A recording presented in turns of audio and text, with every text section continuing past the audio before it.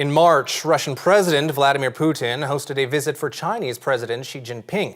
And at the end of his three-day visit, Mr. Xi referred to Mr. Putin as his dear friend.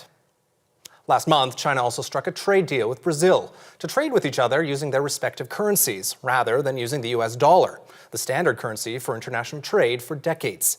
China also negotiated an energy deal with Saudi Arabia, a key US ally, and brokered a de-escalation of tension between Saudi Arabia and Iran. Politically and economically, China is making headlines in ways that the United States once did.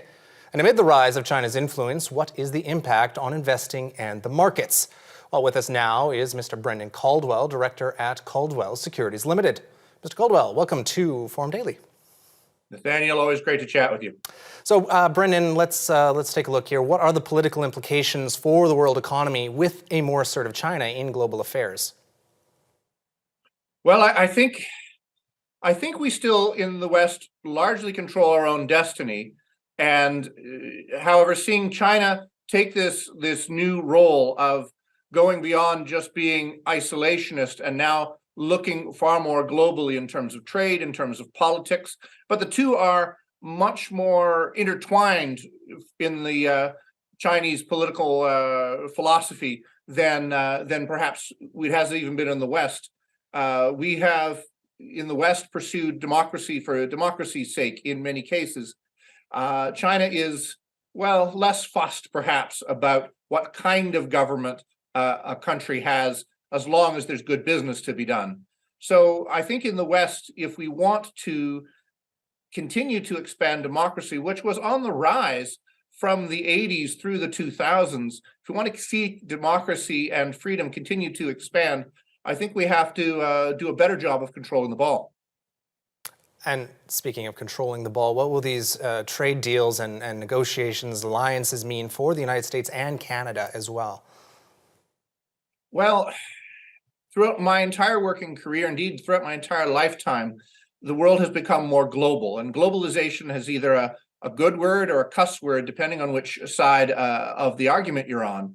But it is undeniable that those countries that have participated in globalization have benefited tremendously, albeit unequally, but tremendously. And billions of people that were in poverty 50 years ago are now a lot wealthier. We are seeing a much greater turning in on ourselves. And what I've seen the United States do is really think about the US first, as opposed to thinking about the world in terms of trading blocks and alliances, economic and political, the way that China is doing at present. And I think for the West to continue to prosper, I think we, different than what they might have said in The Godfather, I think we need to keep our friends very close. And speaking of that close relationship, we know Canada and the U.S. have had a close relationship. We've seen NAFTA, we've seen USMCA in previous deals before.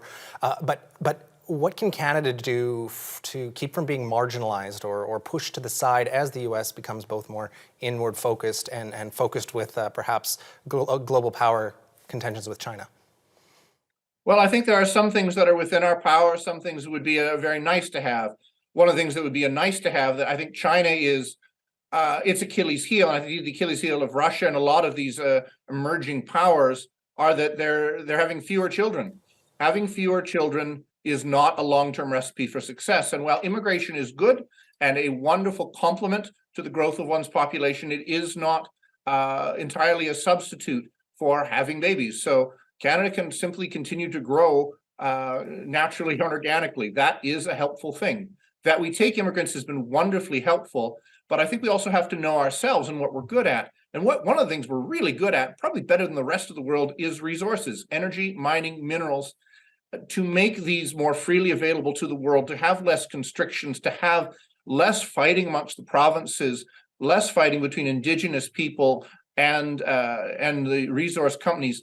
Because if we do not hang together, to borrow from one of the fathers of the American Revolution, if we do not hang together, we shall all surely hang separately. So we're a country of, well, now nearly 40 million people in a world of 8 billion people. I think we have to be coherent in our strategy and in our approach when looking at the rest of the world and indeed trading and doing business with them.